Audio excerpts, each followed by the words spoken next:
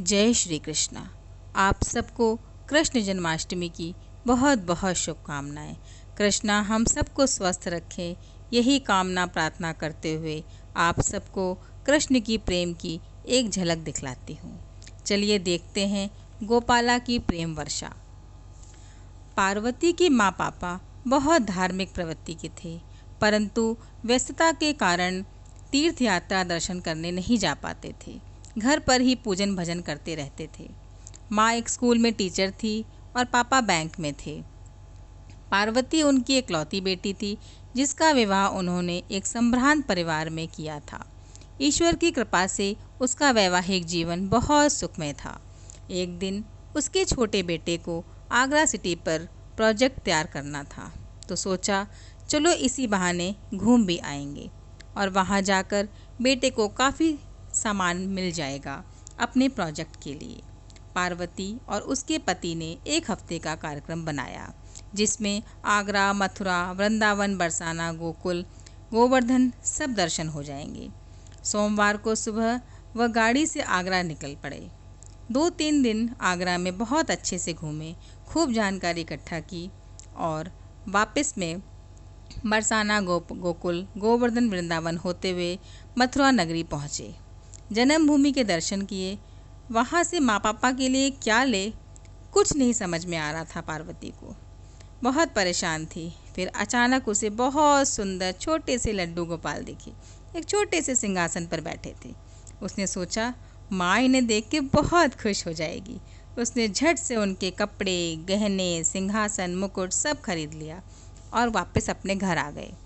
अगले दिन सुबह सुबह माँ पापा के पास सब जगह का प्रसाद, लड्डू गोपाल और उनका साथ सामान लेकर पहुँची। माँ ने पूरी यात्रा का हाल पूछा। बोली, चलो बेटा, हम लोग तो कहीं जा नहीं पाते, तुम ही हो आई, बहुत अच्छा किया। माँ, आप लोगों के लिए मथुरा से लड्डू गोपाल लाई हूँ। सिंहासन, कपड़े, मुकुट, गहने सब हैं उनके। आप अपने पूजा घर में इनको विराजित कर लो। अरे वाह, ये तूने बहुत अच्छा किया। मैं तो जा नहीं पाती, बेचारा मेरा लड्डू गोपाल ही खुद ही चलकर आ गया। मूर्ति को माथे से लगा। माँ ने गंगा जल से स्नान करा, अपने पूजा घर में पधरा दिया। अच्छा माँ, चलती हूँ, इतने दिनों से घर बंद है, बहुत काम है। पार्वती माँ पापा से आज्ञा ले अपने घर को चल दी। माँ 2 महीने में रिटायर हो गई। अब तो उनके पास समय ही समय था।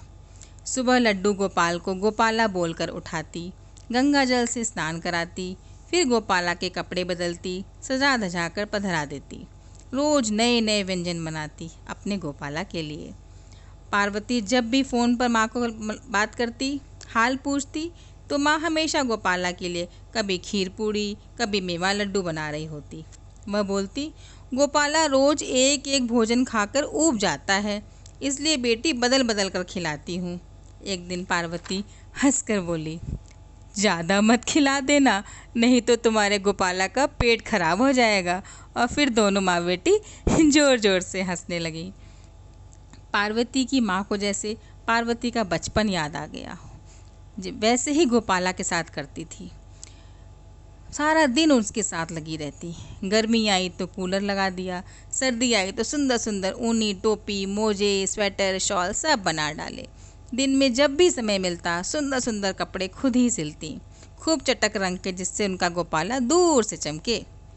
एक दिन पार्वती ने शाम को माँ की जगह पापा को फ़ोन लगाया। उनके हाल पूछे, माँ के हाल लिए। पापा तो जैसे बताने को तैयार ही बैठे थे।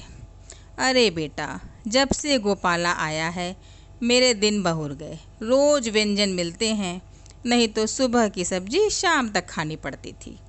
पार्वती के पापा ने माँ की बड़ी व्यंग्यात्मक ढंग से तारीफ़ करी। बेटा, मेरा भी रिटायरमेंट हो जाए, फिर हम लोग दर्शन करने जाएंगे। रोज़ तेरी माँ जिद करती है, मथुरा वृंदावन चलो। कहती है, देखो बेचारा गोपाला कितनी दूर चलकर मेरे पास आया है, हमें भी जाना चाहिए, नहीं तो व्यवहार खराब हो जाएगा। बेटा, तेरी माँ ना गोपाला से भी व्यवहार चला रही है, जैसे समधियाना हो। और ज़ोर ज़ोर से हंसने लगे। अच्छा पापा, आप लोग अपना ख्याल रखना, बोल पार्वती ने फ़ोन रख दिया। कुछ दिन बाद पार्वती के पापा भी रिटायर हो गए, तो दोनों माँ पापा ने जन्माष्टमी पर मथुरा जाने का कार्यक्रम बनाया। अगले मंगल जन्माष्टमी थी। पार्वती की माँ ने खूब व्यंजन बना लिए। सारी तैयारी कर दोनों अपने गोपाला को ले गाड़ी में मथुरा वृंदावन की ओर निकल पड़े। 3 घंटे में रुकते रुकाते वो जैसे ही मथुरा सीमा पर पहुँचे, सीमा पर बैरियर बंधा था। पता चला जन्माष्टमी पर मथुरा के अंदर कोई गाड़ी नहीं जाती। गाड़ी पार्किंग में खड़ी कर सब पैदल ही जाते हैं, क्योंकि भीड़ बहुत अधिक होती है। गाड़ियों के आवागमन से दर्शनार्थियों को परेशानी होती है। ये देखते ही पार्वती के माँ पापा बहुत दुखी हुए। उनमें इतनी ताकत नहीं थी कि मंदिर तक पैदल जा सकें। पार्वती की माँ लंबी सांस खींचते हुए बोली, पहली बार तीर्थ आई, सीमा पर ही रोक दिया गया। लगता है गोपाला किसी बात से गुस्सा है। पापा ने माँ के दुख को कम करने के लिए बात हंसी ठिठोली में टालते हुए बोले, और क्या, नाराज तो होगा ही, दिन भर खिलाती हो बेचारे को, परेशान हो गया होगा तुम्हारे तीखे खट्टे व्यंजनों से। और हंसने लगे।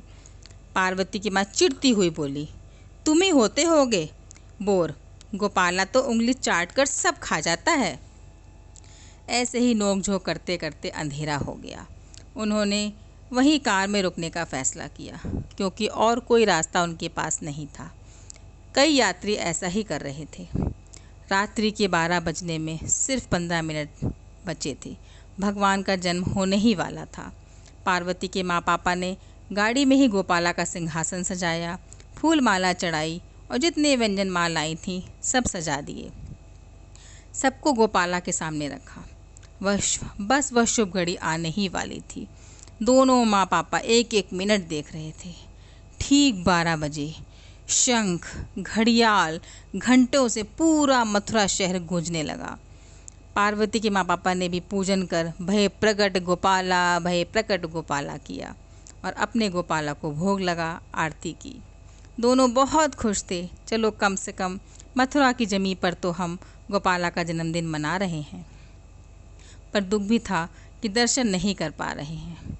सब पूजा कर प्रसाद ले दोनों सीट पीछे कर गाड़ी में ही लेट गए। करीब 12:30 बजे रात्रि में एक बच्चा कार की खिड़की के अंदर हाथ डालकर गोपाला के सामने चढ़ी मिठाई फल उठाने लगा। अचानक खट की आवाज़ में पार्वती की माँ जाग गई। कौन है, क्या चाहिए? वो भोला सा बच्चा डर गया। हाथ पीछे करते हुए बोला, मुझे कुछ खाने को चाहिए, भूखा हूँ। माँ ने तुरंत जितना खाने का फल मिठाई रखी थी सब उसको दी और सोचा, लाओ देखूं बच्चा गया कहाँ। इतनी रात में बेचारा अकेले कहाँ घूम रहा है। पर माँ जैसे ही पलटी, बहुत दूर दूर तक कोई ना दिखा। उसने आसपास सबसे पूछा, सबका एक ही जवाब, माँ जी यहाँ तो कोई आया ही नहीं, बच्चा तो बिल्कुल भी नहीं। माँ ने तुरंत पार्वती के पापा को जगाया। बोली, आज फिर गोपाला को मेरे पास चलकर आना पड़ा। बेचारा इतनी रात पैदल चलकर आया। और माँ ने गोपाला को तुरंत गोदी में उठाया और पूरी रात आंसू बहाती रही।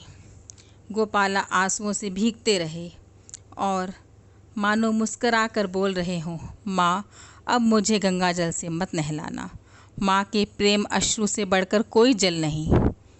जय गोपाला, जय गोपाला, जय मुरलीधर गिरधारी।